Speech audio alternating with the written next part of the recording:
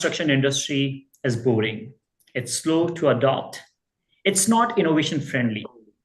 Well, these statements were hard facts a few decades back. But industry leaders will laugh at me if I use these statements loosely today. Thanks to the innovations in the material science, computer vision, AI, and 3D printing, fields that are unlocking enormous transformation in the real estate construction industry. These innovations are reducing cost, carbon emission, accidents, and time to construction quite significantly. Such disruptive innovations compelled EthAum and its portfolio startup AC3D to host a thought leadership panel on innovations in the real estate construction industry with an amazing panel. In this panel, we are joined by some fantastic subject matter experts from different parts of the world with different kind of expertise and experience.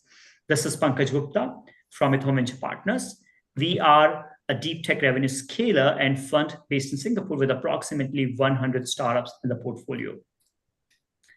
Today, we have Boris, who is the CEO of AC3D and moderator of the panel. I would request Boris to introduce himself, and then I would request our esteemed panelists to introduce themselves. Boris, please. Thank you, Pankaj, and thank you for having us today. And I'm excited to have this panel discussion. My name is Boris. I'm the founder and CEO of AC3D, developer of a vertically integrated construction 3D printing technology that is making construction cheaper, greener, and more productive. We are based currently in Dubai and in the US. And I'm happy to moderate this panel discussion and hopefully to provide useful information for the innovations in construction, thanks to our brilliant speakers we're having today. Thanks a lot, Boris. Appreciate your time today, and I'm sure that we are going to have a lot of fun with your moderation. Vimal, please introduce yourself.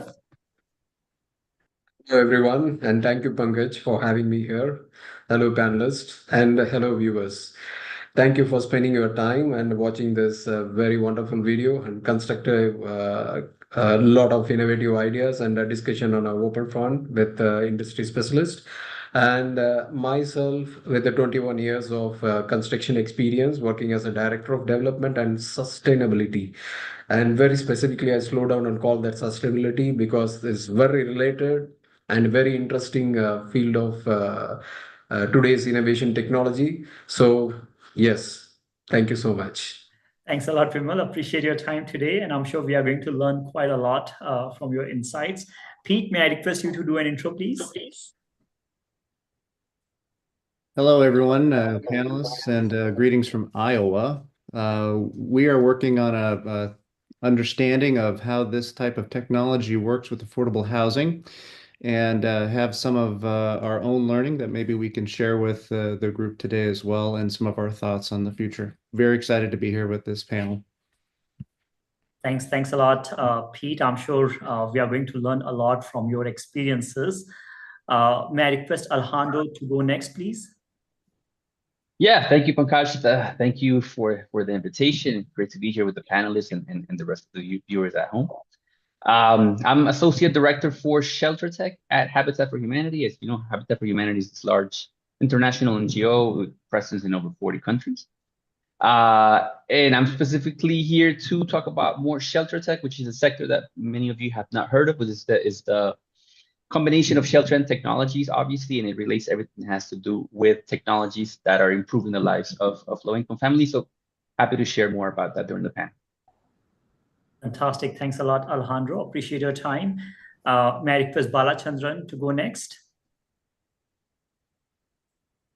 Please. Yeah, I think there's some connection problem. Yeah, I think his video is frozen. We may. Hi, good evening, everybody. This is Balachandran. Please go ahead. Yeah, can you hear me? Yes, we can hear you now. Please go ahead. Yeah. Okay, fine. Yeah, this is Balachandran. I'm from K. Corporates, having around 30 plus years of experience in construction. But I just wanted to connect with you people for those kind of innovations, what we are taking it from sustainability, as well as some new construction ideas. from those, including the 3D printing. So let's have more fun on this session. Yes, thank you, Balachandran. And I know Boris has huge responsibility to make this conversation really fun and engaging. And I know Boris has prepared some interesting questions. So Boris, why don't we start with the questions that you have prepared and get some hot sizzling take from our panelists, please. Yeah, absolutely. So first of all, when Pankaj asked me to select a good background for this panel discussion, I decided that the best panel background would be just our printer, which is right behind me. So yeah, actually this printer is going to the site within 1 week to print a full-sized villa. So I think that would be a good background to ask questions about construction innovations and 3D printing in particular. So yeah, I suggest to start with the first question. I think the main speaker for this question would be Alejandro. The question is as follows. What are the biggest frustrations and problems in construction process that technological innovations may potentially solve?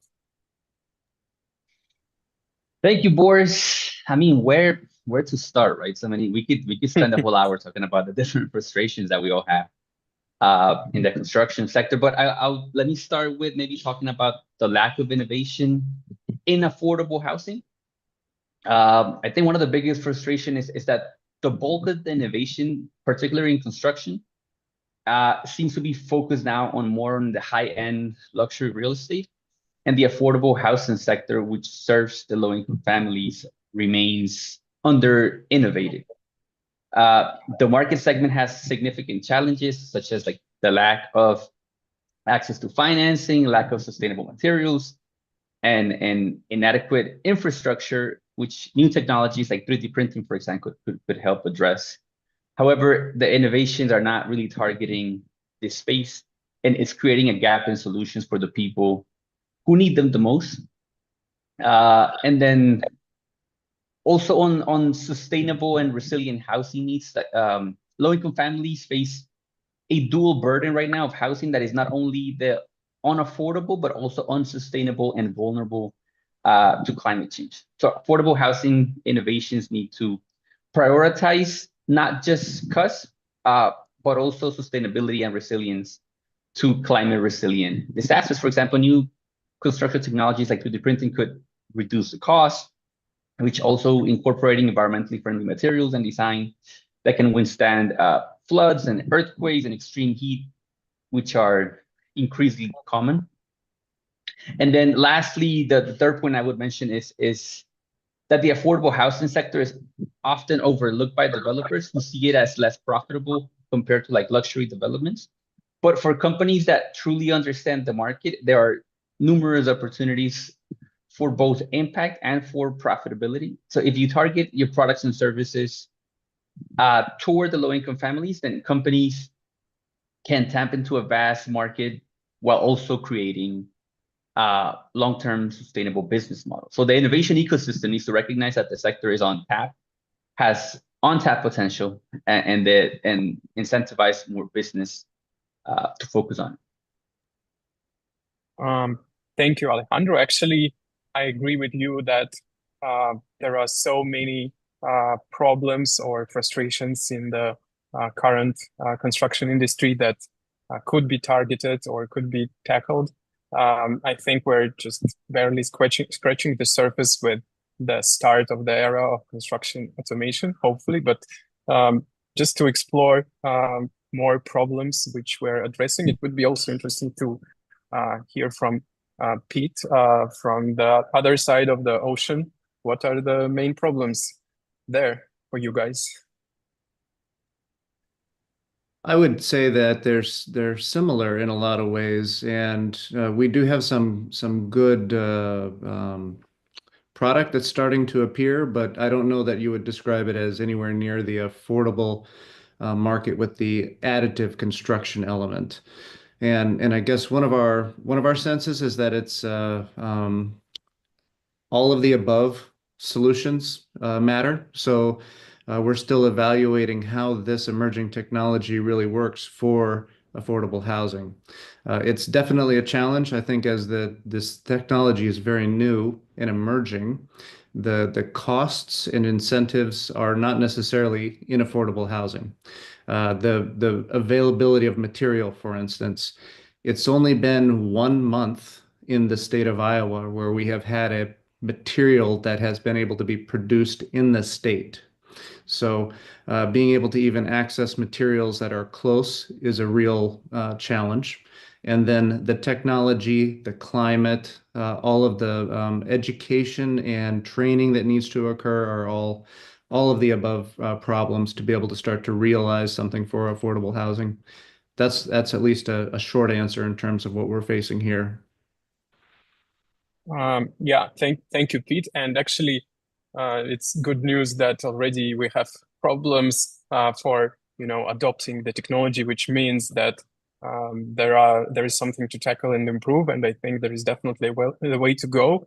But I think also at the beginning of this discussion, it is important to identify like the problems the players from traditional construction are facing in their real life jobs and projects. So that's why I would probably ask the same question to Vimal and then Bala to identify what are you guys looking for, like regardless of 3D printing, what are the problems construction for you and maybe globally or for your region, which would be great to tackle. Okay. Yeah. Thank you. Sorry. Yeah, maybe we will start with yeah, Bala, please go ahead. Now, being a global construction company, where I work for UAE and US as well as in India, we had three different kind of approach on deliverables. So where you have construction is very particularly timeline driven in either country of US as well as in UAE. And whereas in India, the material is available, the labor actually is more intensive. That means only the qualified labor is very difficult. So now the drive is actually how to make it in line with our deliverable. Number one, you have a definite task to complete it, be it as any kind of construction phase, either it is residential, commercial, data center, or warehouses. The globally now the construction phase is actually going very high phase, and with a time bound. It's not like one monument we make it for a 3 year or 10 year. You have 18 months means 18 months period. So to keep that one, you need to have a three element in place. One is your material, manpower, and the skill set. So either of it, material somebody has to manufacture as per the latest trend. Manpower has to be upskilled with their latest trend. The skill set, what we are talking about, is actually the front to make it 18 months happen. That means it can be a digital skill set, or for the automation skill set, or Oops, I think we lost Bala for a second. But maybe Vimal, while Bala is reconnecting, would you comment on what are he's back? Welcome back, Bala.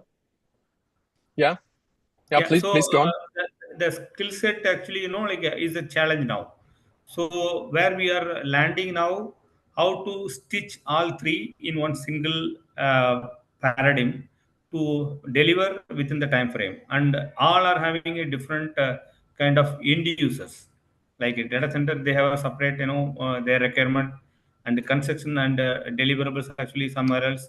So who is taking full stakeholder in all the different activity is a construction team. That means contractors. You can say either project management or contractor or supplier.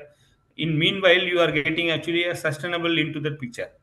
They have a scope 1, scope 2, scope 3, and in scope 3 you are depending upon the logistic also, you are depending upon the vendor also, and you are depending upon your own vendor or contractor who is working for you. So end of the day,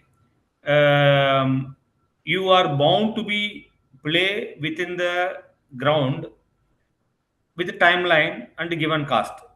So the challenges, how to adapt, we have all the technology in front. Global became a own home. Doesn't matter, it's available in US, it's available in Australia, it's available in India. Materials can be taken from everywhere. Talents can be hired from everywhere, and the technology can be hired from anywhere. But locally, you have to adapt it and deliver it. So that's where our challenges are actually coming up in front. Like we are creating a 50 million square foot of usable space, and it is actually a big challenge. And it is a variety of requirement. You have to be have a different code for each and every project. So obviously, you have a lot of challenges in front and also opportunities in front. So whomever having a solution provider like what ADCB, they have that 3D printing. Earlier, when we work for UAE and they have one or two buildings, they made it as a sample for 3D printing. Government has said, we are the world number one first 3D print made villas, in Medan. Post now how to make sure that this is actually making the easiest one, and we do also have a certain innovative ideas to use it up, but there is a challenge. Challenge how we can come out of it. Today in Dubai, in Arabian ranges or any of the villa, most are pre-casted villas. You have 27 pieces of Lego, villa is ready. So that is actually easiest way of making a trend from the traditional way of building a building. So the same way 3D printing, any other kind of construction which will make economically, environmentally, and effectively with efficient development or deliverable is a way forward in. Well, I think you have a little problems with connection, and also just to follow our timeline, I appreciate your glance into the practicalities of construction challenges. Maybe Vimal, you can make like a short comment on what are the main challenges in construction from your perspective. Thank you, Boris. But I'm completely looking at it in a different perspective from the construction, the management point of view. Because earlier we had a problem in understanding the building. We went for a BIM modeling. We created CGI. We created walkthrough. Then we started building a physical model. Now, I was thinking after looking at the AC3D, why not we make a mock-up of a real time? Maybe the secondary market is about completely focusing on the villas, recreational centers, pedestrian bridges, etc. But I have a completely different insight. Why can't in any of the project waiting until everything was finalized in terms of design, but waiting for a mock-up that the structure is ready and we make the real-time mock-up inside the building.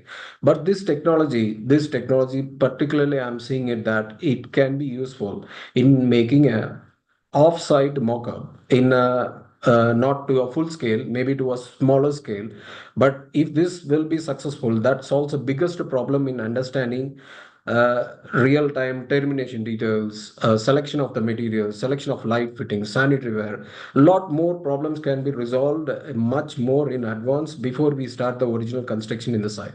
So it's hand in hand. It's not only relying on moving from a conventional building to a 3D printing or a 3D construction, but both the technology can work together to achieve the intent. And today's developer, as we know that in Dubai market or in UAE, we want to from a developer point of view, we want to always construct the building as fast as we can and with the good quality and the best time possible at the best cost as well.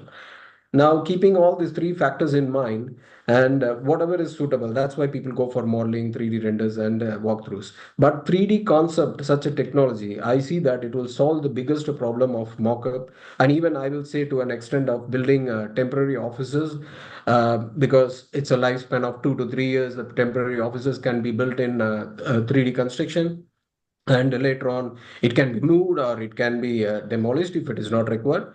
So it's a complete different insight I have, which it can solve this 3D printing in technology wise. Thank you so much for your answer. And I definitely can support the idea of mockups just because 3D printing has appeared as a prototyping technology in the first place, then the speed of printing, not necessarily construction, but metal plastic printing, the speed of printing has increased, the quality has increased, and now these techniques are used in mass production of different elements. And I think for the construction industry, it's more or less going the same direction, ramping up speed, quality, safety, and sustainability of the technology. And you've mentioned Dubai. I agree that actually Dubai is doing a great job in making the framework for standardization for this technology. And here I need to say thanks to our honorable guest, Stefan Mansour, who made big stride by adopting the first global STM standard for 3D printing, and which Dubai heavily relied on issuing their so-called Dubai 3D printing guidelines. But actually, I would like to move on to the next question, and I would like to ask speakers maybe to go even beyond 3D printing, which yes is the main topic today, but 3D printing is actually one of the examples of construction automation. And therefore, let's think in a somewhat broader perspective from your own experience. And so my next question, I would first address it to Pete. What automation technologies do you foresee making the biggest impact on the construction industry? And in particular, what is your forecast for construction 3D printing? Will it eventually become a mainstream technology, or will it stay a niche technique? Thanks, Boris. I was listening to Vimal and wanted to say I share your insight, and I think this is a much richer space that 3D construction printing is a part of. And so I think calling it mainstream is premature, but I do think it is definitely the tip of the iceberg. And we are, what I always tell people in the state is that this is the first time when a digital model is required to produce something on a construction site for a house. Now, we've seen some of that at a much larger commercial scale. Some of the references that Vimal was describing at that scale, but I think the technology is moving so fast that robotics on site is really the key. Being able to have geospatial simulation, all of these aspects are much healthier in terms of being able to predict and understand what's going to happen. And I think the ownership of that can actually be at the front end of the project. And in conversation with some other national folks, what we need to find is that broad language or that digital catalog that's available and open so that people can start to make some choices that can be built. So that I think is going to be a really interesting and intriguing next stage where there is some kind of, I don't want to call it the metaverse. That's a dumb name, but being able to have all of this 3D intelligence happening where we can simulate it on site and be able to understand all of the environmental, human characteristics that we need to be able to imbue quality space with. So we're just at the tip of the iceberg. I think calling it mainstream is just one of many things that's going to happen emerging. Yeah, well, I couldn't agree more with what you have said. And I actually had an interesting discussion with one of my investors recently after Tesla made a presentation of their humanoid robots. The question was like where construction automation will go, whether it will be 3D printers or many humanoid robots will just do conventional construction. What is your opinion, Alejandro? And for 3D printing and its perspectives as well. Thank you, Boris. Yeah, that was an interesting presentation by Tesla. I was just reading an article earlier today that said that the robots were being controlled by people from an offsite place. They weren't controlling themselves, right? So I think we're a few years away until that begins to happen. I would love for 3D printing to become mainstream. Some hurdles that have to be overcome first. One will be the need for regulation. Maybe in the global north, this has been advancing a bit faster, but we operate mostly in the global south, and we've seen that there is a huge need for for the right regulation from governments, from regulatory bodies to establish clear frameworks that support the use of this technology in construction. And this should include things like safety standards and building codes and quality assurances that give the developers and the builders the confidence to adopt these new technologies. And without these regulations, 3D printing would likely remain a niche technology, at least in some parts of the world. And then the second point around this is ensuring that the workers are trained in these new technologies. One concern is that automation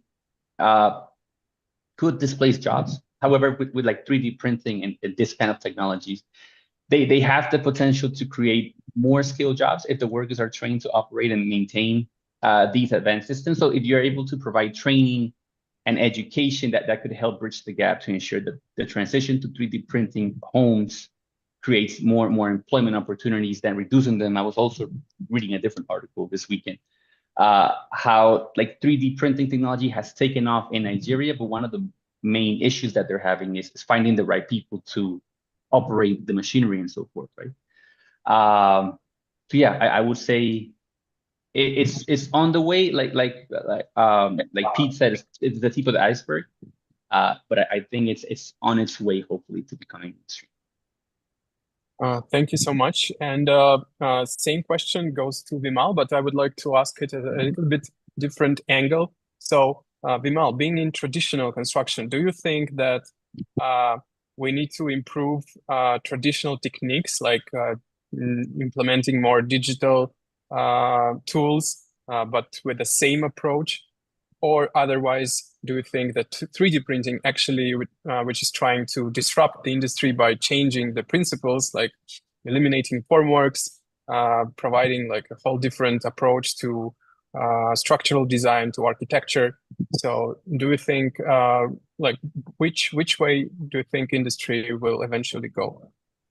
Well, adaptability wise, I'm seeing very much this is a possible one to introduce the 3D construction in, let's say, a recreational building, small bridges, pedestrians, as well as villas.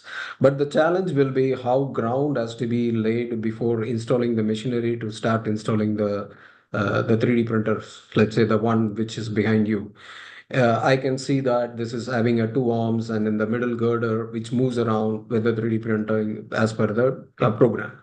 But normally here, as you know, that the condition always the ground level is not the best suitable for fixing such machineries, especially with the precision of a plumb. Yeah, plumb and the levels are very important for the construction. And when you go even to a very conventional building, the levels of the shutter, levels of columns, levels of beams, levels of the slab is always checked from one casting to the other casting, as well as to the quality. Let's say a cube strength testing or a slump test. So there are various methods of testing to ensure that quality as per the regulation is achieved or processed.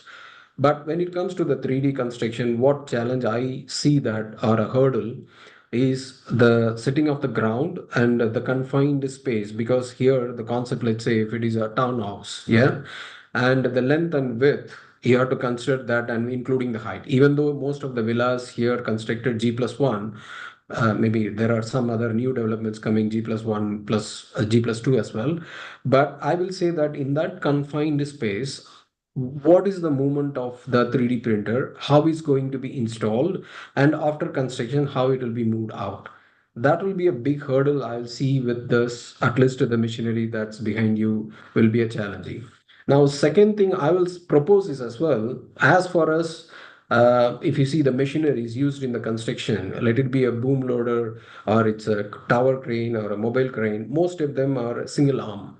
And it has been designed for a purpose to be single arm so that it can move in any direction as well as up and down, both X and Y axis in a very engineering way, we say. So I will propose that instead of a two rail and moving in both the direction, if it can be in a single arm and if it can be designed in that way, it will be more possible to come across these construction challenges, especially related to the logistics. Thank you so much. And that certainly gives an interesting perspective. If you would decide to select a 3D printer for your usage, I would suggest that definitely the printer should have the alignment system to be installed just on the compacted ground with some tolerances, because yes, it would be otherwise a big hurdle to spend resources to make the ground perfectly even. And at the same time, I agree with you that radial printing is probably a weapon of choice for several scenarios, but the advantage of the gantry printers, like the one behind me, is that you have the necessary amount of rigidity, which enables the highest precision, which you don't need in the crane, but you definitely need in the printer because you want the accuracy of like less than half centimeter for the whole building, and also it helps you to use multiple tools on top of the printer. But let's get back to our questions now. Balachandran, can you please comment on your perspective of the future of 3D printing? So do you think that company like yours in real life will consider using the technology anytime soon, and why? Yeah, like what Vimal has said, we have everybody would like to are happy to have a 3D printing.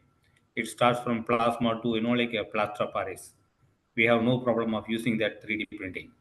The constraint what we have is actually number one, it is not actually made, or we can make it as we decide, because this printing movement, it's not like exactly rectangle. The buildings are square or rectangle, or the edge walls are clear. If I start pouring my concrete on a whatever maybe the paste what you're giving it, and you will have a ribs of arrangement, it maybe looks different than others, but on a larger scale, I am making for 1,000 villas or 2,000 villas. It can be give a precision of exact quantity and exact size. Everything is fine, but I'm not actually able to get what size I wanted it. The rectangle and sharp edges, and where I'm going to move within this. Do I need to operate it? The skill set, what whom going to operate? Are they enough trained? And where the raw material available to make use of it, and what is the stability post of it, and what about the roof beyond this wall construction, and how can I make it for a more than a floor? So all are challenges as of now which we are not aware of it. Maybe it is already there within your team to educate the constructing field, or the mass developers in that way, is much important. Number one. Number two, like what I said, when Arabian ranges come up in Dubai, Imar brought that all the precast construction. You need to have only a 20 to 21 panels. You just plug and play and make the roof clear. Your one villa over within 15 days. Making a mass construction of your precast slab, assemble it, and then 1,000 to 8,000 villas, they made it within maximum of 2 years. I'm saying this is actually a proven, and we are easy to move forward. When 3D printing not require any human involved, it keep on make it your wall, and whatever you record. There is a big advantage, but how effectively and how inactively it can be able to do it with the desired architectural features. That is a big one. And if it is being cleared from the manufacturer like you, give a information that this is a A type, this is a B type, this is a C type, all these three can be considered with the 3D printing. It is possible. Then definitely anybody will ask, because today manpower is a big constraint for everybody. Getting a skilled manpower to construct a house or any work is actually a big challenge for any construction company.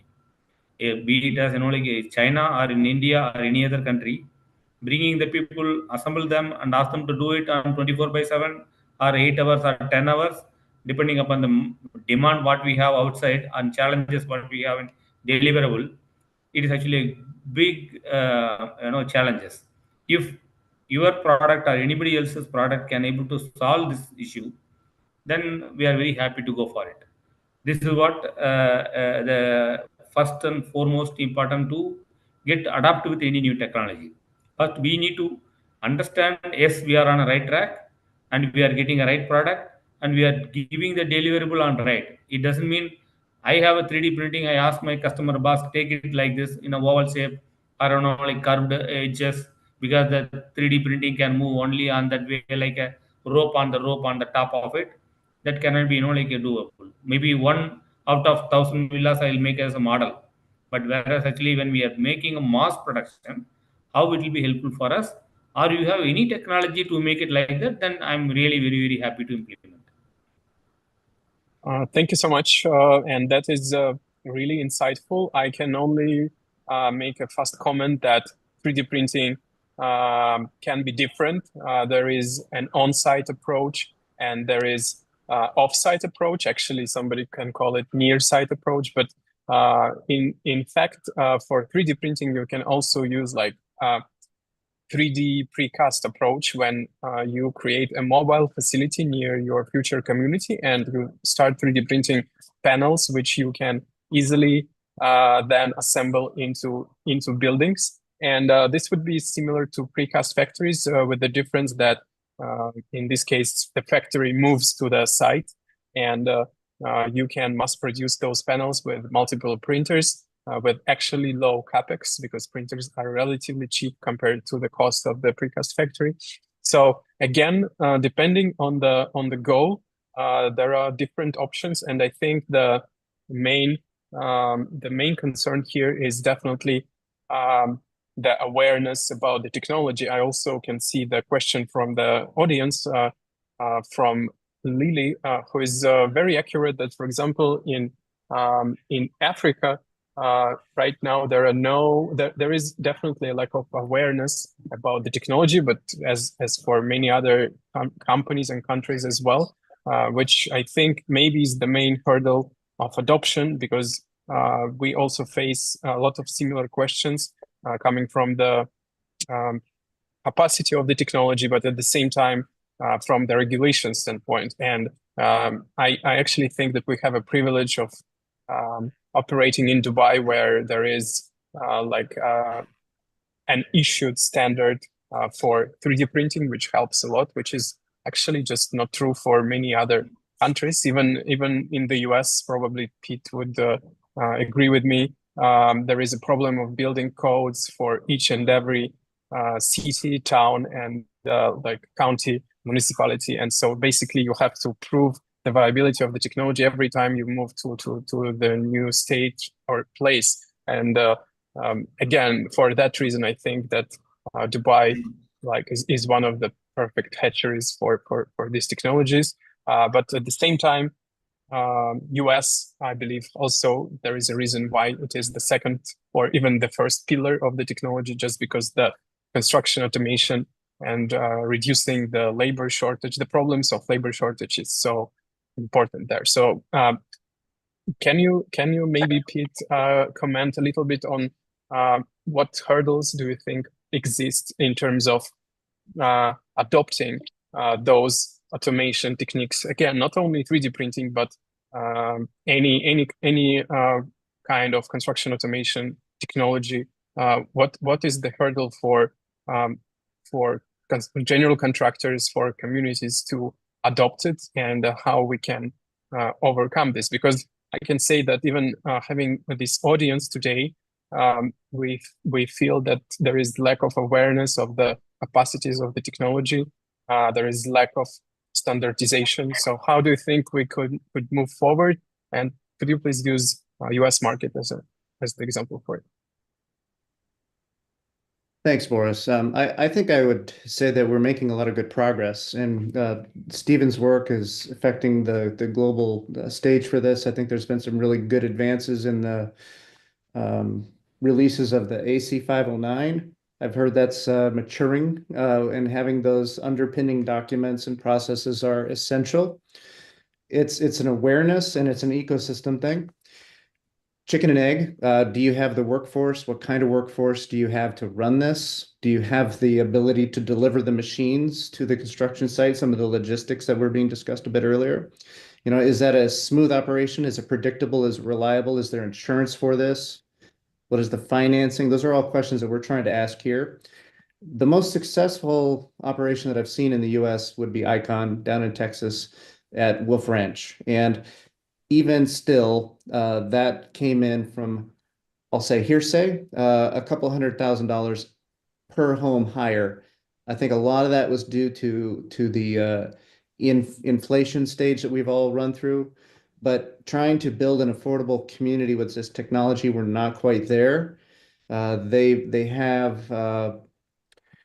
have had really good ownership around their technology, but they've also not been able to move past their region. And I think finding ways that we can implement this in an open way is essential if we want to start to see this scale. So that's one of the key elements that I guess I would advocate is this has to be transparent and open and accessible. Thank you, Pete. That makes sense. And I also noticed that two other experts joined our panel discussion, being those beautiful kittens. I hope they support 3D printing and construction automation. Actually, I see that Lily is making comments in the chat, and I totally agree that, to my mind, the most important milestone to increase the awareness and also to implement standards is the governmental approach, like implementing certain incentives. Again, I need to use Dubai government as an example of what can be done to stimulate companies and industry players to use new technologies. But let me ask this question to Vimal as well, and maybe you can also comment based on your regional experience. So what needs to be done and what are the challenges for the new technologies to be mass adopted? Thank you, Boris. My, again, insight will be completely different and a different perspective. Yes, awareness is one big problem that many people in the construction technology working for 6 days in a week and spending that last day with the family, not much spending time to understand and find out or research the products available in the market as an advancement, call it, or a technology advancement. And this knowledge only can be improved when we conduct more such of meetings or forums and discussions. So I will see that Dubai is the place that where a lot of innovations and technology happenings are happening, and which comes to even practice as well. Now, when one viewer asked this question about, yes, there is no policies in the government, but policies in the government are such things that once you make things processed or put forward as a technology to as an alternate or maybe in a sustainability way, then definitely government will create a policy to adopt that. Yeah. So it's an initiative again lies with professionals like us to first step in and give a chance for such a 3D construction in any of our construction field.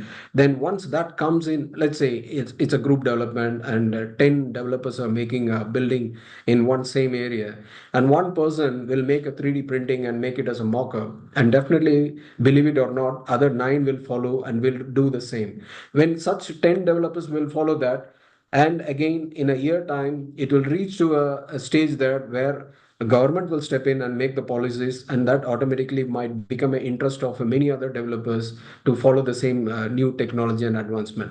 When such things comes into the market, for sure the professional like anyone or maybe the viewers who is maybe completely busy with their family life and with their work life will get a chance of what's happening as advancement in their competitor property, and they will try to adapt and they will try to learn them. Then this technology will become famous. So in my opinion, awareness, promotions, and more of such forums and meetings will help a lot for this society who are very busy in making the best land in this world. Then I will say what we all witnessed in COP28 and the COP29, which is happening like in Baku, and COP30. There are more advancement, and government is also focusing on the sustainability and its development and the technology. So I'm seeing it's already happening, but in a way that maybe not focused on the 3D printing, but maybe with all our contribution, we can bring that even much better by implementing, because it all depends on the technology sharing and implementing the technology, what is known to us and with others, that might help in a lot of spreading the awareness, I will say. Thank you, Vimal, for your answer. And yes, I agree that there is a lot to be done to make this technology prosper. And in this question, another angle goes to Alejandro, and like you being a part of a big organization. So the question is in terms of like the usage of the 3D printing technology or other automation techniques, like where is the chicken and where is the egg? Because obviously big players, from my experience, they expect instantly like cheaper price, higher quality, faster speed, but this comes at scale. For example, like the more material we're using, the cheaper will be the price and other expenses. So do you think, I mean, it is sometimes the role of bigger companies to start to become early adopters for the technology, even if they don't get the premium from the very beginning of using that technology?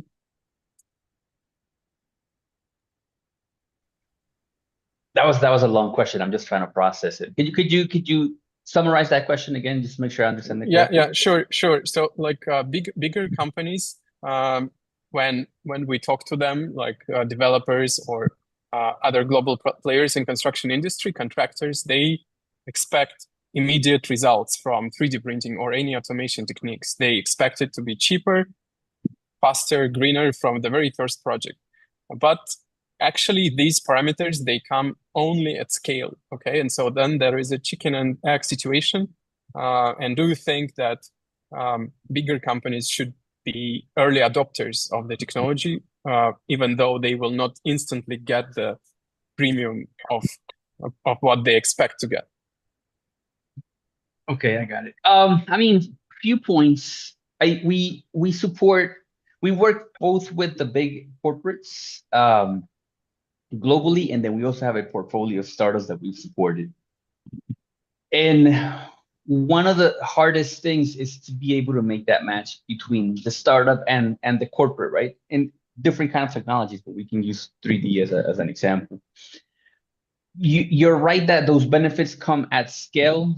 It's sometimes hard for the corporate or the big corporation to see that in the long run, right? So one of the main things needs to be around the mindset of these big corporations when working with startups, so that they understand the different benefits that they can get by working with smaller innovative companies. In how in a competitive landscape, you need to be looking for external innovation to be able to be on the lead, right? And then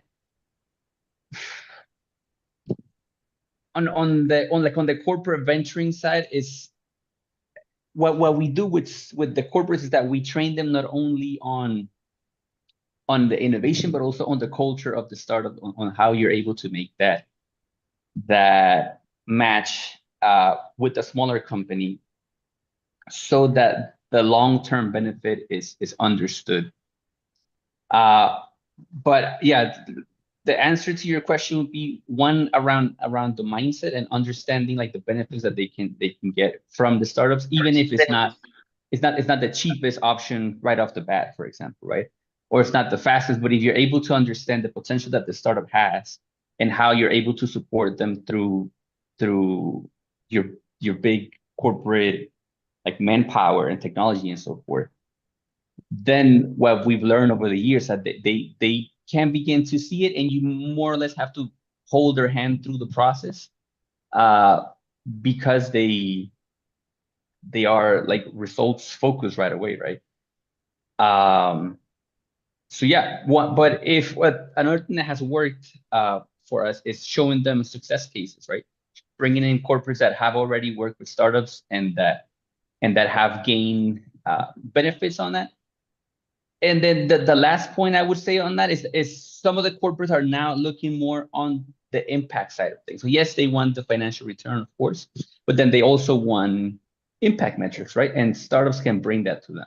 So if they're able to see beyond the financial potential, but also on the impact that they're able to have, that's opened their minds recently, mostly in terms of like sustainability, circularity, climate change, into coming out of their comfort zone more or less, and working with startups such as AC3D, for example.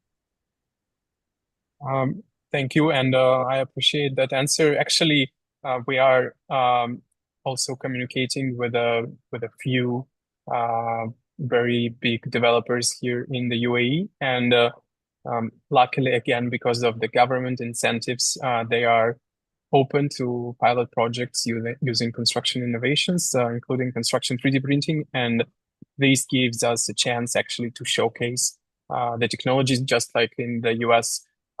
Icon mentioned by Pete, they were supported by Linar for creating this community at Wolf Ranch, and honestly, I think that was a success. I think it was a success from the quality standpoint. I also hope it's going to be a success from the unit economics standpoint, and that it's just the first 3D printed community in the world, and many more to come. I also noticed the question about like whether AC3D or other players are tackling the problem of different kinds of disasters, and yes, 3D printing is definitely the technology for faster rebuilding after the disasters, but also to actually to withstand those disasters, because 3D printing often provides higher resilience for those disasters. Like for example, with the freedom of architecture, we can create more sleek designs which can withstand strong winds. And also same is for the flooding, because 3D printed walls are waterproof and fire resistant if proper materials are used. So the answer is definitely yes. And now we have time for just the final question, which is going to be actually a little bit provocative, and it's coming from my experience. And I would ask Balachandran to start with the answer. So the question is, do you think that there is a real demand for sustainability in construction? Are companies ready to pay extra costs for more sustainable solutions? Yeah, Boris, because very first stage, we are into the sustainable development. Across the globe, everybody actually driving towards their challenges based on the global commitment, whatever they given. So country like us or country like any new upcoming countries, they are actually given a commitment 2040, 2050, 2060, 2070 max, like India, what we are given. So they are all driving through that. And the construction is actually a key for the entire world development. 62% actually made by construction. The embodied carbon is actually within that construction department.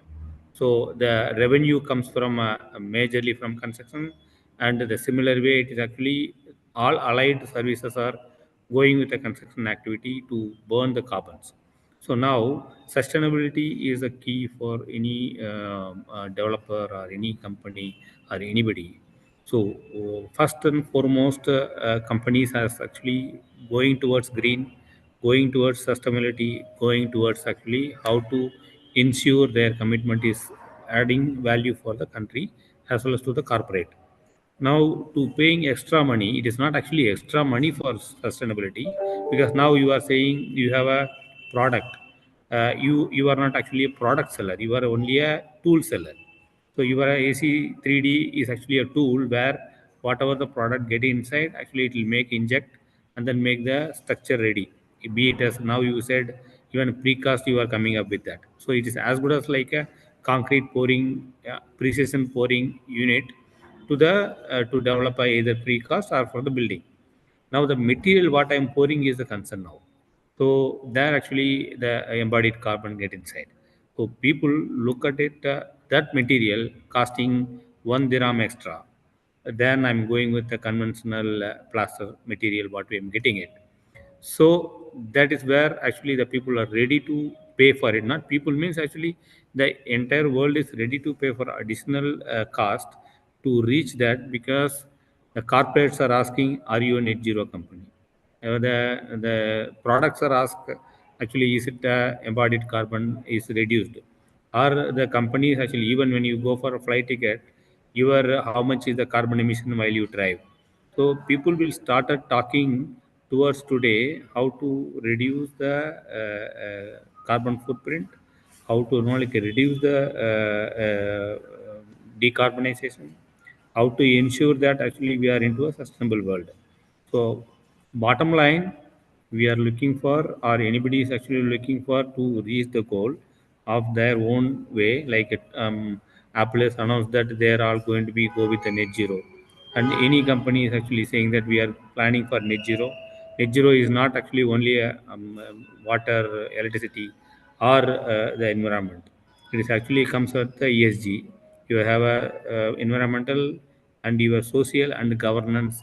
You need to be covered with that. So sustainability, particularly on this factor, material part, where 60% of the globe is working towards construction materials.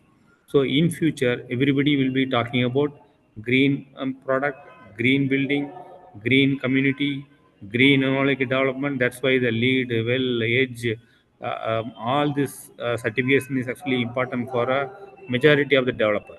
So we as a Yeah. construction team, we are looking for that, and obviously yes, if it is actually a extra mail to be achieved with an extra penny to pay, yes, definitely Uh, people are ready to do that. Thank you, Bala. And I know that Alejandro needs to go in a few minutes. So may I ask the same question to Alejandro? Because from my experience, like we have identified a 3D printing material being geopolymer, being a fully cementless net zero type of concrete, which is actually well tested by conventional technologies. And what we know, we were actually expecting that the developers would instantly find it at least interesting, because it kind of solves a lot of goals for like becoming more net zero, more sustainable, reducing the carbon footprint. But in real life, it is additional expenses, it is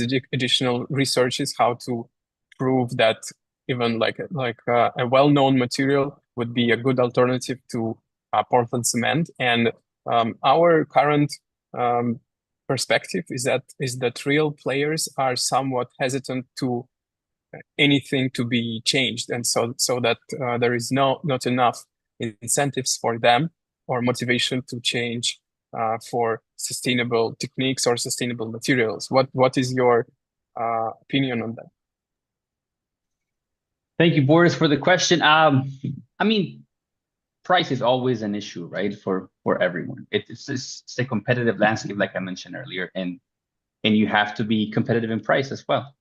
But the short answer to your question is, of course. I mean, there is a huge need for sustainability.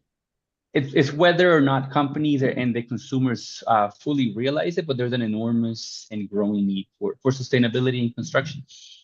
The global housing market is expanding rapidly, as I think everyone in this conversation knows, particularly in developing regions where populations are growing and urbanization is accelerating very quickly. So we need to think about how we build these homes in a way that minimizes the environmental impact. And then, yes, there are some companies that might be hesitant to bear the extra cost of sustainable solutions, but the long terms, both financial and societal, are undeniable, right? The construction sector is one of the largest contributors to global carbon emissions. I think the latest number is 38-40%. And millions of homes right now are in need to be built or adapted in the next coming decades to adapt to growing populations, particularly in urban areas. So the environmental impact of the sector will be significant if we don't embrace sustainable construction practices. I think we're looking at a future where I believe the latest number is 2 billion people need homes by 2050. So that means that we need to rethink how we build to avoid exacerbating the climate crisis. And so companies in the real estate and construction sector have a dual role to play. First, in terms of like climate mitigation, like reducing the carbon footprint through adaptation of greener building practices or energy efficient materials and renewable energy sources. It's like 3D printing, but also in climate adaptation, right? Ensuring that the homes that we're building create resilience to climate change, such as like sea level rises and extreme weather events and fluctuating temperatures. So the focus on sustainability is not just about reducing the harm, but also about building homes that can withstand the environmental changes that are coming. And just to finish on your answer, I just saw that Amazon and Wholesome invested 13 million or something in a company, in a 3D printing company with sustainable materials. So change is coming, right? And I think bigger players are understanding that that's coming. And I hope that the others will follow soon, because this is an urgent crisis. Thank you for the insightful answer, and thank you, Alejandro, for joining us. I understand that you may now want to leave soon, but may I ask short comments from Pete and Vimal as well, and a little bit to add some angle for Pete. What do you think how sustainability works in the US? Because yes, you face the housing crisis, the lack of productivity, and at the same time, like bigger players, they obviously want to save the money. And yes, the governments on the planetary level, we face challenges of sustainability, but real world general contractors and developers, will they really select to invest into additional R&D, into additional testing, in order to make their housing more sustainable? So I would say thanks, Boris. I think it's a really important balancing act, edge of the knife type of thing. But the investment from government, big companies are really required to try and find what those solutions are that are responsible. And I think it's incumbent of us to try to look across under every rock to try to find the solutions that work. And it's going to take a lot of that trial and error, which we need to tolerate. And I think the world needs to tolerate and understand that failure and that progress is not going to just be seamless. So we're trying to understand that for the sustainability, resiliency, financial aspects, particularly in our situation for rural communities, because there is a massive divide in terms of the funding and support structures for people now in urban or rural situations. So I think that is moving forward. I think there are some good things happening in the States, and we're excited to be a part of the discussion. But I think, like I had said, it is definitely fits and starts and chicken and egg, and we've got to have a lot of energy to try to see through it. There are some promising efforts, and I would agree, having walked Wolf Ranch, it is a really successful implementation at this point in the industry of a community that can be done like this. So big kudos there. And I think if we turn the corner, there will be more examples, and I hope that there are examples that developers and other folks can see a return that makes sense to do what needs to be done. We just need to accelerate housing. We need to accelerate responsible housing, sustainable and resilient. So those are all aspects. And, I'm speaking of it in terms of housing, and there are a lot of other areas like Alquist building a commercial addition, recently, that I think, there are different building markets that I think will be able to see different advantages here too. I couldn't agree more, and especially it's a very good point that you've mentioned that not only residential housing is an objective, but and not even commercial. So there is also the whole separate industry of different concrete parts, which are also connected with the sustainability. Like, for example, right now, Dubai's government is exploring a massive project for 3D printing coral reefs and other marine infrastructure. And these are projects worth of tens of millions of dollars if they will be launched. And 3D printing is actually the perfect tool to print those corals because it has the freedom of design, and coral reefs they really need to be random. So this is a perfect match, but many other examples how 3D printing can affect the global sustainability. So one last comment goes to Vimal, and I know, Vimal, you are an expert in sustainability. So again, do you think there is a change in the behavior of players? Are they incentivized to spend additional resources to switch to sustainable solutions? Thank you, Boris. But I will say definitely there is a big ROI if you go for the sustainable solution. But I want to give an answer from a different perspective. Many people still unearthed the gold still is available in the market, which is the green bond and green financing. We discussed about green environment, green building. Yes, this is an aspect on the front end. People and they are seeing their collaboration, how they are working towards the government's policy of reaching to a low carbon emission or a less footprint, less footprint buildings. But sorry, the comment from Bala has disturbed me. Sorry. Yes, I'm from GCT. Thank you. And one thing what I want to highlight is ESG rating. Nowadays, this has become as a face value for many of the companies around the globe, especially the international companies who want to footstep here in this market as well as in the international presence. ESG rating is a very important aspect of them.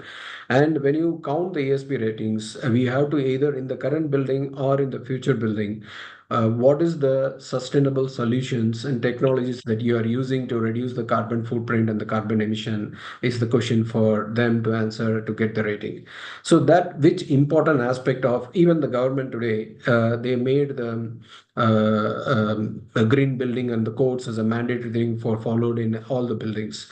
So they are promoting the sustainable products, they are promoting the sustainable solutions and the technologies. So it's not far away from where we need to reach to. But from my perspective, I've been working for some time now on the sustainable solution, and I'm working on some research as well to find some good solutions as a product. Say for one example, uh, you must have heard about the GRC. Nowadays, in the latest buildings and designs in UAE and in Dubai, you must have seen the edges of the balconies, even in a high-rise tower or in a villa. They use some boat shape, very different elements. That's purely made up of GRC as of now because of the fire rating requirements by Dubai Civil Defense. However, your product is a geopolymer, yeah, which is by default is already a fire rated product. And people can think about that to go for this as an alternate product to work for the sustainable solution as well as to have an alternate product, which in my opinion, I have tested and tried a lot of GRC decorated elements on the facade, which is more complicated to handle them and to install them as well. So my opinion is there are different areas where niche areas, I can say very specifically, where we might not have focused so far, but we have to focus those areas to start the sustainable solution. Because in my opinion, sustainable solution is not a one big thing that comes on a one good day as for implementation. It has to start from a smaller scale, and it will reach to where it will be in a full scale, but it will take some time. But this is all based on the awareness and the product that we have to give to the market and to the construction industry. Now, other important aspect when I said about green financing and green bond, there are millions and billions and trillions of dollars available, and the World Bank has formed a lot of consortiums to promote green buildings so that the green building or the developer who adopts that can avail the green financing on a very, very lower interest rate, which if you see the countries like Denmark or likes of Denmark are already doing that, and they are investing maybe as per the journals I read, it's $2 trillion in developing a green building solution and to become a net zero country. And as you know, you must have seen in the news, even Dubai is working towards a net zero, at least in the electricity wise. So they are installing big solar farms. So by 2030, they will reach to some big numbers, so that their dependency on solar will be more rather than of any other fossil fuels in generating the electricity. So everybody is moving towards the sustainability and a greener environment, but only the lack of knowledge or maybe the product knowledge with the industry experts may be one of the big problem, which in my opinion, looking into the smaller elements for time being and for now proposing them in a design aspect will help a lot and in a better way to make and propose this sustainable solution. Thank you, Vimal. That was an opinion of true expert and very, very insightful. I have to say thank you to all the panelists, and I think that was a very good discussion touching the question from different perspectives. And I believe we're a little bit out of time, so I'm giving the word back to Pankaj for the rest of the program.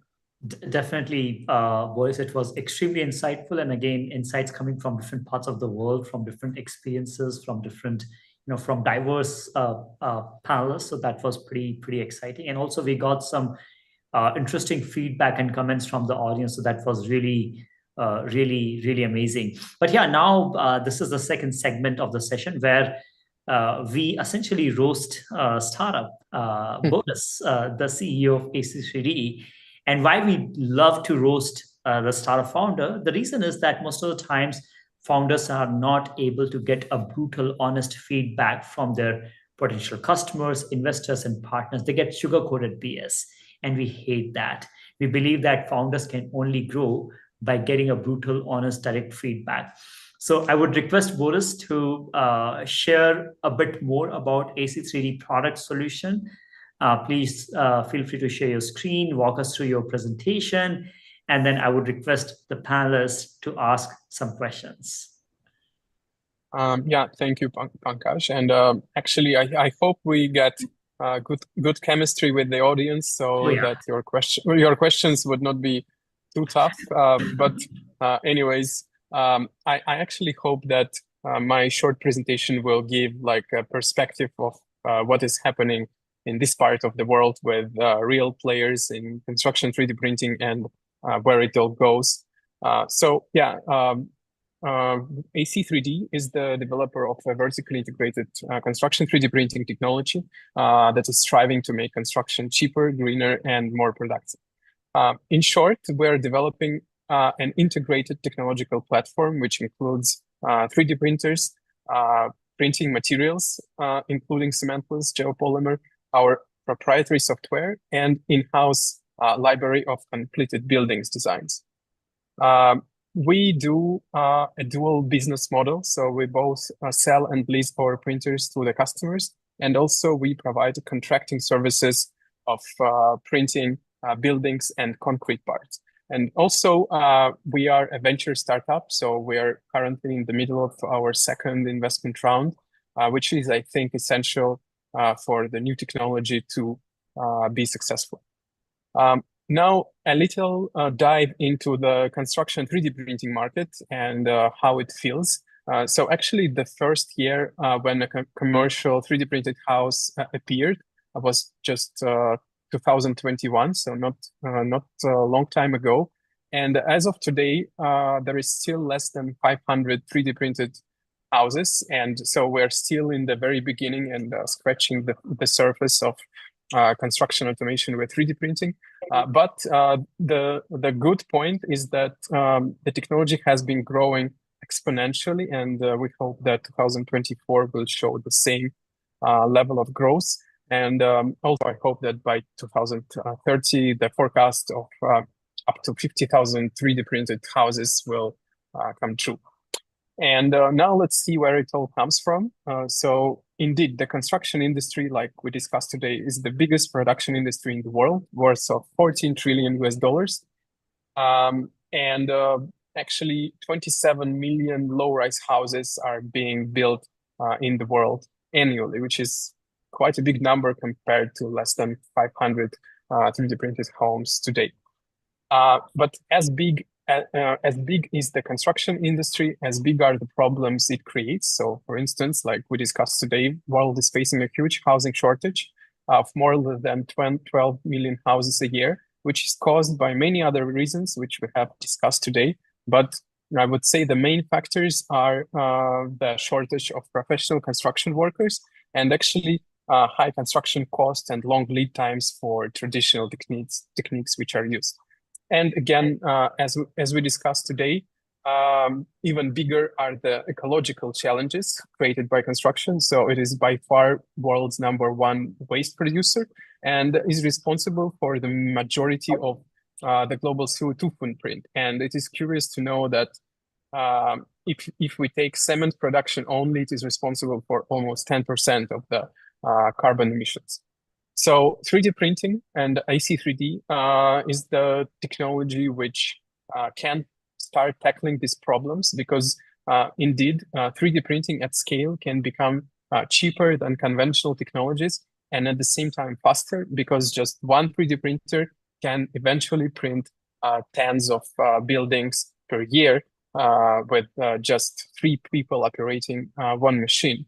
But also our technology provides such new qualities as fewer CO2 and waste, a higher energy efficiency, freedom of architecture, and resilience to disasters.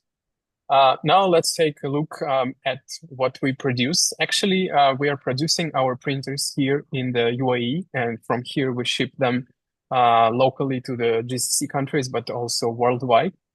And we are the developer of the technology, which provides a variety of different printer types, starting with on-site printers, near-site printers for different concrete parts, mobile printers, and even we have the printer for universities and scientific labs as an entry level to experiment with materials. We have several design principles. One of them is a modular assembly of our printers. So we think that it is important to increase the flexibility of using the printers by making the printing area adjustable, whether we're printing bigger or smaller parts or buildings. And at the same time, it is important, like somebody mentioned today, to increase the installation time and reduce the cost of installation. And again, modular approach helps us to sometimes to avoid heavy lifting equipment on site.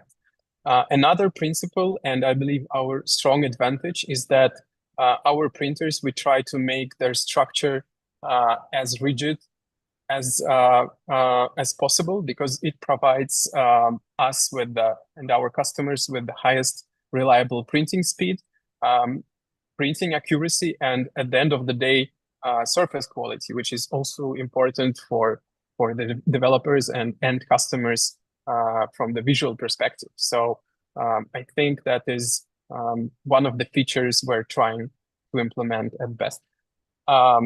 Also, for example, in the UAE, developers, they don't like the looks of the 3D printed wall, which has known layers, like for example, Icon has in Texas. And I personally like the layers look, but recently we have come up with a special rotating printing head with the screeds, which can smoothen the surface and therefore prepare the printed wall for conventional plastering so that it would look more traditional. Also, right now, we're working to implement the machine vision quality and safety control system on our printers and printing heads, because it's really important to make the printer aware of what is happening from the safety standpoint and from the quality monitoring standpoint, because right now, a person has to constantly manually monitor the printing quality, because if we miss such an event, we can actually lose the whole print. So it is really important to make printer aware of what is happening and at least react to any errors and safety issues. And finally, in terms of our features, we provide customers with a variety of materials, and our printers work with a variety of materials, including cement-based mortars, which are currently most typical materials for 3D printing. Also, as we discussed, our printers print with sustainable geopolymer. And finally, I think one of the biggest trends in construction 3D printing is switching, especially for bigger buildings, to printing with standard ready-mix concrete with bigger aggregates, which actually is a crucial factor in making 3D printing a feasible technology. I think actually it's one of the biggest milestones in making technology efficient. Now, this is a very typical layout of a 3D printed wall. And here I can say we see the beauty of the freedom of architecture, which is not only in the shape of the building itself. Of course, we can print any shape of the building, but at the same time, this freedom, here you can see it is in the structure of the wall, because the structural engineer can design the cavities where we need them for certain elements. Would it be plumbing, electricity, insulation, columns, and this can be designed digitally and then produced digitally according to the 3D model. Yeah, this is I think you already are familiar with this printer behind me. So this is a gantry printer on tracks, which is capable of printing. Boris, if I can ask a question about the previous slide. Of course. Now I can see here insulation as per the climate conditions, but how do you install the insulations? This is of a very good technology, and this is a requirement in addressing the acoustic requirements of a room. Can I know more about how do you install this insulation while the machine is operating? Well, actually, I would be happy to answer this question in more details in the Q&A section, but the short answer is that we are installing the insulation after the printing. So we're using typically lightweight concrete, or, for example, polyurethane foam or extended polystyrene, which we pour inside those cavities after the printing, which I think is the more feasible way to do it and very typical for different players. Okay. Yeah, so the importance of the on-site printer is, again, to my mind, is the rigidity. And so because there is a problem that at higher heights, the printing head wobbles, and therefore it reacts in lower reliable printing speed, or in more poor quality of the surface, or less accuracy. So I would say that this is one of the most rigid printers on the market, if not the most. And at the same time, it is modular. So it is a gantry on tracks. So we can actually have the unlimited lengths of the buildings, or we can print multiple buildings without moving the printer. Also, I remember the question of Vimal. This printer has the alignment system and special metal pads, which you don't see here, but we will use them on site to calibrate the horizontal orientation of the printer. And so the tolerance for the printer is minus 10 to plus 10 centimeters, which we can calibrate. And the whole printer is modular, so we can select the printing area as we like. And finally, what is important, we use winches to fold the printer down. So when the job is finished, we don't have to use a heavy lift, like a crane or any other heavy lifting equipment. So we just press the button, and then the gantry folds down, and then we can just disassemble it part by part with a regular forklift.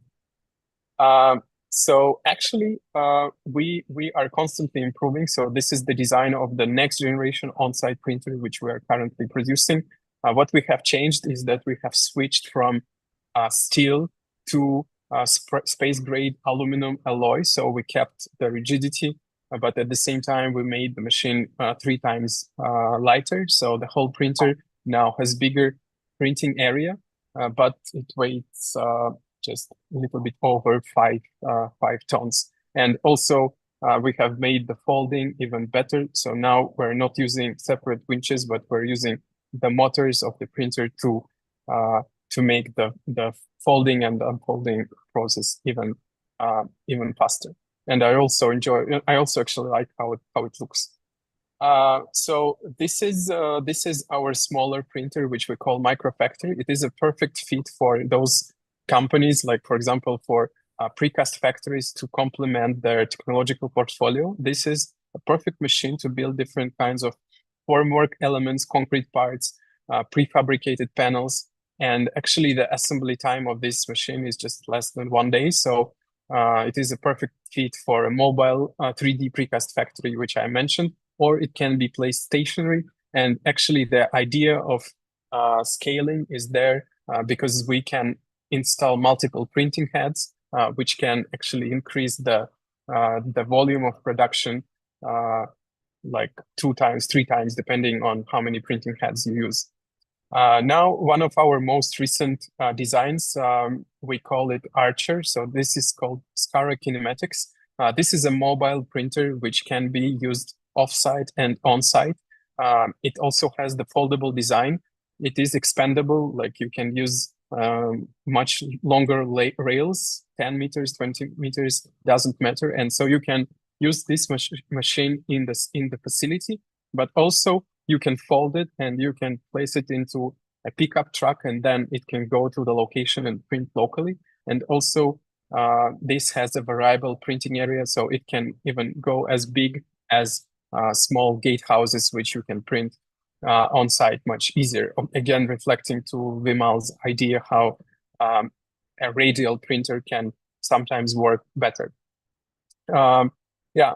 Also, finally, our entry model laboratory printer, which we offer to universities and scientific labs to start working with 3D printing. It is actually designed for testing multiple materials and testing the printing of commercial parts. It has interchangeable trolley because a printed part needs to cure for at least 3, 4, or better 7 days. So it's better to, if you want to print continuously, then you need to have this removable trolley so that fresh parts will stay somewhere else while you keep printing the new parts. And finally, about our traction, recently we have completed the project for Dubai municipality. One of the central parks now has the benches printed with our printer, and actually we are pretty satisfied with the printing quality. Especially because it was done using our biggest printer, and now we are preparing to print the next batch of city beautification elements. But right now the main project is happening for us together with Damak Properties here in Dubai. So we are actually making final preparations to print an entire villa, which we have designed in-house. So this very villa hopefully will be printed really soon. And already foundation works has started at Damak Properties, Damak Hills 2. So actually everybody is really welcome on the construction site. I hope we will be installing our printer within next 2 weeks. And then after some tests, we'll start printing this villa, which is a significant milestone for us. But also, we being interested in the US market as well, we have signed a contract with a general contractor from Montana. And so we are now producing our next generation printer for them. So hopefully we will ship it by the end of this year. And early next year, we will start building a house on the US soil. Last but not least, we also promote the designs for our smaller machines. So it would be great, I think, to show the great variety of designs which can change the perspective. For example, how the boundary walls can look like, and like different designs of benches, pots, and things like that, which again contribute to the variety of applications which 3D printing brings to the market. I appreciate your attention. I hope that was not too long. Questions are very welcome. Yeah, Boris, I have one question. Number one, I've seen that you have a steel reinforcement in one of the slide what you shown to me, along with what Vimal asked. Actually, like how you are making insulation inside. I seen steel reinforcement also there. If the steel reinforcement, I consider that as a column. But if it is actually horizontal, how you are going to move your equipment all around? Number one. Number two, the movement is actually X and Y axis is fine. What about Z if it is go for a horizontal? Vertical, fine. But horizontal Z movement to an extent to make a sunshade, consider like that. I have because all the 3D printing models are, it's like a mold, smooth edges and like a finished top. But if I wanted to make it a sunset along with my villa, so how you are going to Z side, how this 3D printing is actually more successful? Yeah, thank you, Balachandran, for these good questions, and definitely they are important. So starting with the steel structures, well, first of all, usually 3D printing nowadays is trying to follow traditional building codes depending on the region where 3D printing is implemented. So, for example, UAE and Dubai building codes, traditionally they implement columns and rebar reinforcements. So even though 3D printed walls can be load bearing by themselves, it is actually much easier to get the building permission when you follow actually the traditional structure of load bearing elements. So that is the reason why we print the non-removable formwork for the pillars. And then it is actually very easy to install the rebar assembly and to grout the pillar. So actually, it doesn't take a lot of time and money, but I agree that eventually this needs to be automated because a lot of tests has been conducted. Like, for example, in the US, where columns are not so required in the, for example, in the single family houses, and where from the concrete perspective, CMU blocks are much more abundant. So there, they are using just additional infill inside of the printed walls to create the load bearing function. And this, I think that this is the way almost all the buildings are printed in Canada, in Northern America. So again, this is actually the freedom which 3D printing gives to the structural engineer, and then he can calculate based on the building code requirements and based on the material properties, like what would be the best solution for this and that market. And also, finally, I can say that probably one of the nearest objectives to automate is to automate the rebars installation, because not only the vertical rebars are present in the 3D printed structures, but also there is a lot of horizontal rebars which are needed to tackle the shrinkage potential problems coming from this printing process. And so there is a good amount of manual work which is needed, which I believe needs to be automated. Now, coming to your second question about the horizontal elements, that is really a good question. And that is why, in particular, we are suggesting the customers to combine on-site and near-site printing. Like, the concept is that you're printing with the on-site printers, you're printing the shuttering for the foundation, then you can use your printer to pour the concrete into the shuttering. Then you print the walls, and eventually for the ceiling slabs, for example, you can again print vertically those ceiling panels and using a smaller printer at the same location, and then assembling those ceiling panels on the building. So yes, the short answer is that horizontal printing is still challenging, but that can be solved by just printing those ceiling slabs vertically and then putting them as panels using for ceiling. I hope that answered your question. Yeah, that is actually a way of adapting. You like a tongue and groove arrangement where you make a slab and then you can horizontally you can lock in.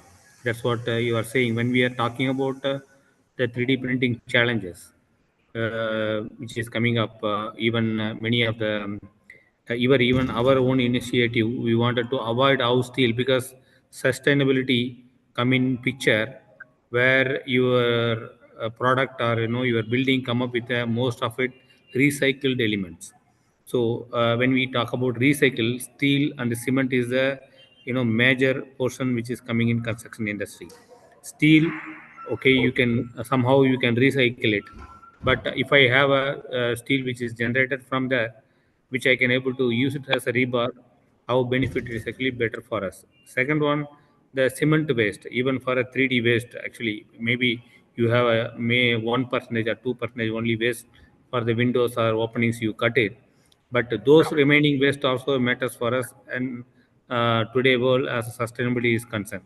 So zero waste policy, if at all we adopt for sustainable reasons, this 3D printer of the item which is actually which created and then excess item removed from the existing printing item, those recycle, how are we going to do it? Because you said geothermal elements are already covered in that.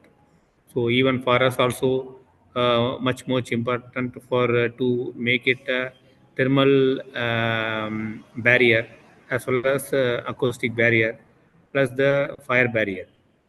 All three with this 3D printing, actually it is a real good solution today, where we no need to go for investment on block work with a thermocol inside, and we no need to look for a ULU glasses actually to purchase and install. We don't need to go for a firefighting or fire proof retardant walls actually to in place. So one single method adapt it, and you can wherever you wanted to actually make use of these barriers in place. Adapting new technology with the new ideas, making the life easier, is actually the real success of any new innovations. So here, number one, the challenge for me is to how to reuse your product which is actually excess. Second is actually how I am sustainably avoid steel in this structure, because we can even construct house like what you said.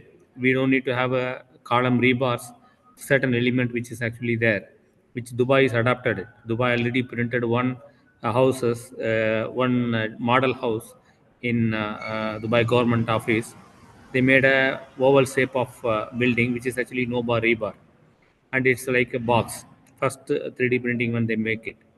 So similar way, the pockets and parts can be made available through this 3D printing, where we also try to adapt on a certain parts to keep it like a one or two buildings with 3D printing.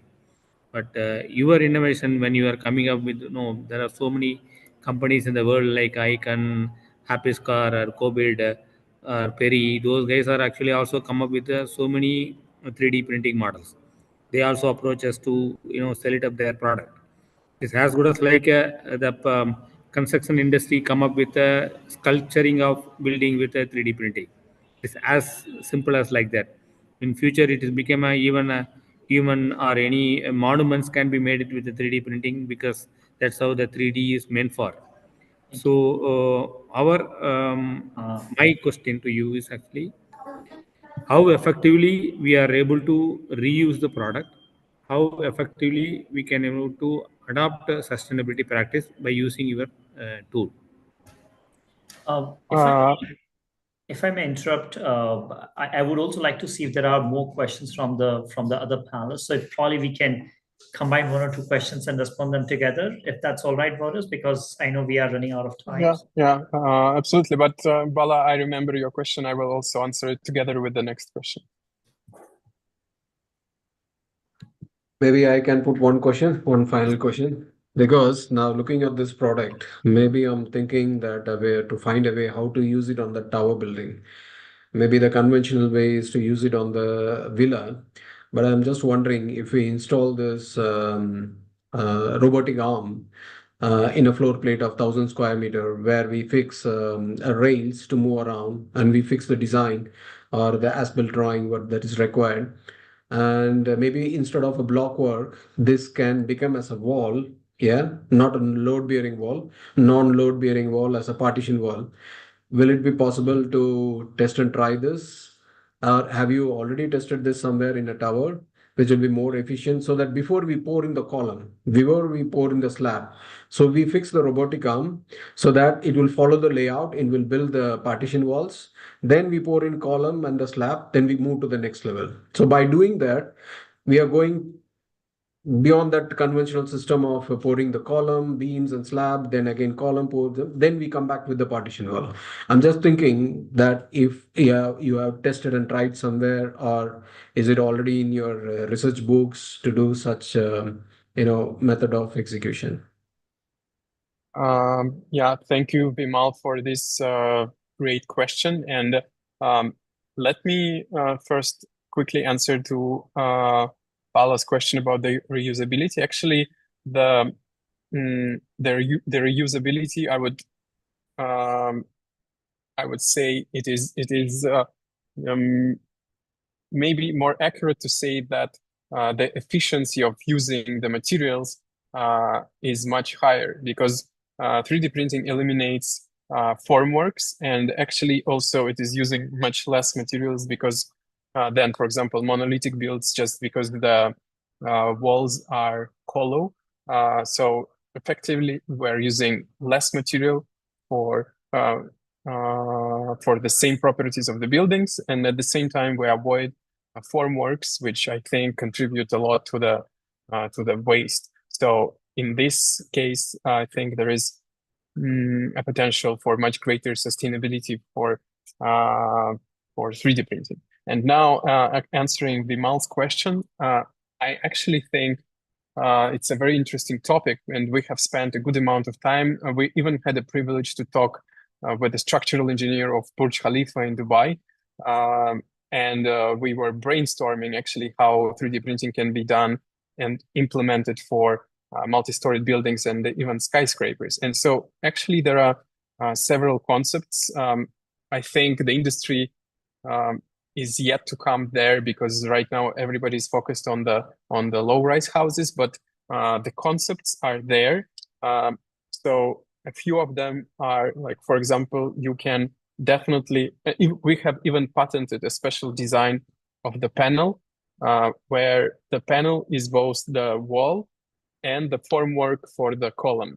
So the idea is that you can place your printer down the future building, like next to it, and then you can print those elements, you can lift them up, and then you can actually kill two birds with one stone by eliminating the need of formworks for the columns, and by eliminating the manual work with the blocks or bricks in between those columns. So again, the panel is performing both like the bricks, and two panels together, they create like a formwork for the pillar which you can grout. This is approach number one. Approach number two, definitely, we are talking to several developers about the idea of printing partition walls with a robotic arm which would travel on top of the next floor, and printing those elements, you can say it in situ, on site. So this is another approach. And finally, actually, for me, it was curious to know that there are special types of cranes. They are called, I guess, crawling cranes, which are used for skyscrapers. And so basically, nothing prevents this crane to become a 3D printer, so which can be attached to the building core, and then actually it can print all the elements of each floor, just like any other 3D printer, and then it can crawl to the next level. So actually, it is a very, very feasible idea. Again, it needs the industry to make steps forward. It needs, like, there needs to be a developer who will start doing the research on that, who will do pilot projects on that. But from the technical standpoint, it is absolutely viable. And I can proudly say that I'm going to test and try this in my next project. Thank you. That is really great to hear, and yeah, I would be happy to show what we have patented, what type of panel we have patented, and it would be great to hear your professional feedback on that. Because I was the first one to introduce a steel structure building with the concept of converting conventional steel structure, the concrete structure into a complete steel structure building. And I already brought in one fixed panel, which is not anymore AAC block or the hollow block, but we brought in like a precast panel, but not the concrete fully. It is a cement board on both the side, but filled in with the foam concrete with the conduits and the PEX pipes and the drainage pipes concealed in it, pre-engineered, kind of manufactured off the side. We directly erected that in the project. And now looking at the system, what you're proposing now, I already have some vision how to implement that. I think before pouring the slab, if you're able to fix the arms on the core wall, because always in a tower, core wall goes first with the automatic climbing system.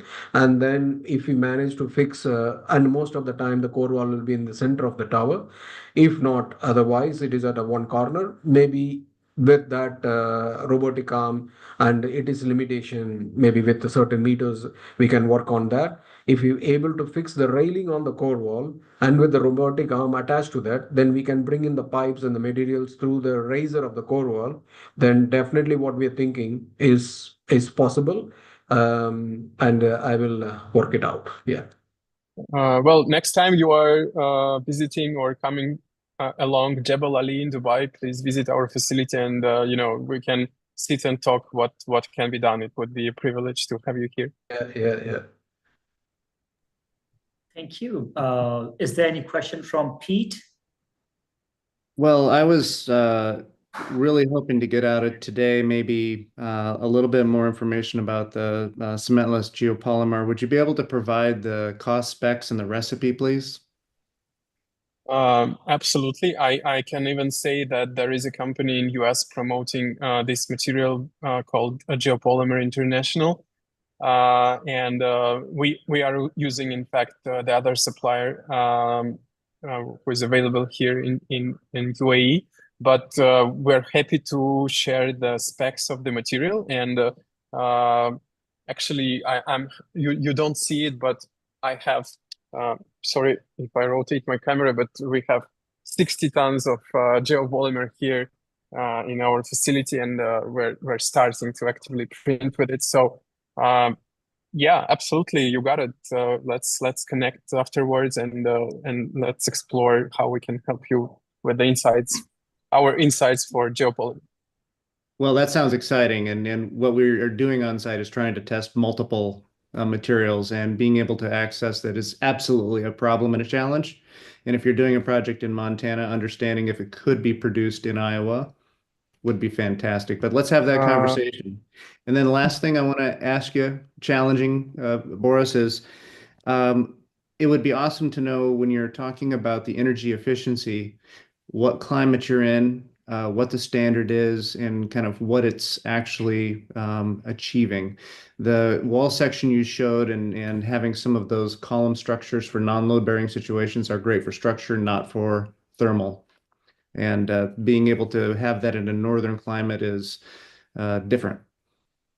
Yeah, well, that's a great question. Like a quick note for the geopolymer or any other material. I know that the company who was producing it was calculating the project of local production of the material in the US. And unfortunately, and somehow it turned out that producing it here in Dubai and shipping it to US was cheaper than actually producing it in the US, even though the raw materials for geopolymer, being like fly ash and other components, are abundant in US. So I think there is a bit of a problem of producing things locally in US, but again, happy to assist. And as for the energy efficiency question, it is really important, I believe, in both northern and southern climates. Like right now in UAE, the developers who are working with, they are actually expecting the improvements coming from 3D printing for the energy efficiency parameters, because while they are using columns, definitely they are creating thermal bridges in these areas of the structure. And that's where, again, 3D printing may come into place. Like if you create the infill, which is both adding to the structural integrity, but at the same time, the infill is not touching the outer shell of the printed wall, then effectively you are avoiding thermal bridges. And that is, again, possible with the appropriate structural design, and the freedom we get with 3D printing allows this.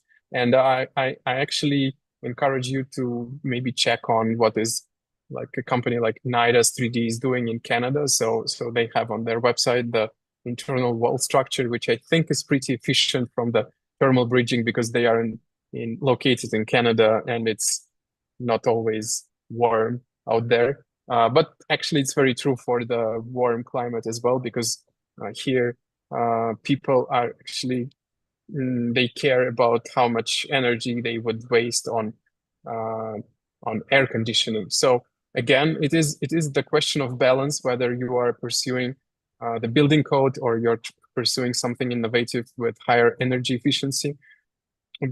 And sometimes also it's the question of maintaining the floor plan, because we were dealing with a traditional contractor and we decided to make like a fancy rounded corner of the building. And then it gives you a whole new challenge, how the traditional furniture would fit in, how the MEPs would fit in, how you will locate your columns, or would you avoid the columns. So innovations they come with a price of new challenges, definitely. But you have the tool set to tackle these challenges. Okay, fantastic. Any other last comment? Any other question? Anything from the attendees? Okay, I think this. I have a question. Please, Mafi, go ahead. Hi, Boris. Is this printer also capable of using the local materials in the area? For example, if there's, I am from the Philippines, and we are consist of islands. If we bring your 3D printer to an island where the calamity has devastated, are you able to incorporate some of the local materials that are available in the islands to actually reinforce whatever some of the materials that's necessary to build? Yeah, thank you, Mafa, for this very important question, because in fact, the cost to weight ratio of construction materials like concrete is not great. So you usually don't want to move the material farther than within one city, because otherwise it contributes to the price, making the whole approach not viable. And this is also true for 3D printing. So it is a must for the technology that the material you're using is locally available. And there are actually three ways to make it. The easiest way, and probably currently the most growing one, is just to using the ready-mix concrete from the ready-mix factory, which is located at any country. And so in this case, you are just adding a small portion of chemicals, of admixtures to accelerate the curing of your ready-mix. So this is the most straightforward way, and probably the most economical as well. Also, you can actually adopt your own mortar using local components and having a mobile batching plant which can produce the materials locally. And finally, you can also use special additives from big companies like, for example, Holcim. So they can send you like a magic powder box with all the needed chemistry. And then again, you can use your local sand, gravel, and Portland cement to create a viable printing material. So the short answer is definitely yes. It needs some adoption. It needs some testing because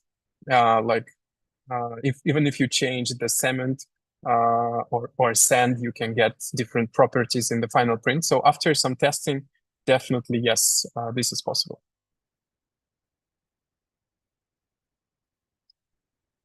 I think this is it. I mean, we have had a fantastic conversation today. And I must say that panelists were extremely kind and generous with their feedback. Vimal even offered to do a POC or probably have a look at it in the next few weeks or months. So really, really appreciate that. So it wasn't really a roast session, but yeah, thanks a lot, all the panelists, for your kind insights that you shared today, for your feedback, for your positive support to AC3D and Boris and team. Boris, I think you have been extremely fantastic with the moderating the panel, and you took questions very positively. So that's amazing. And I think this is just the beginning. We should reconnect in the next few weeks and see how we can collaborate and then probably unlock win-win opportunities for each other. So thank you, everybody. Appreciate it. Thank you so much. Pankaj. Have a Thank good you, one. Boris.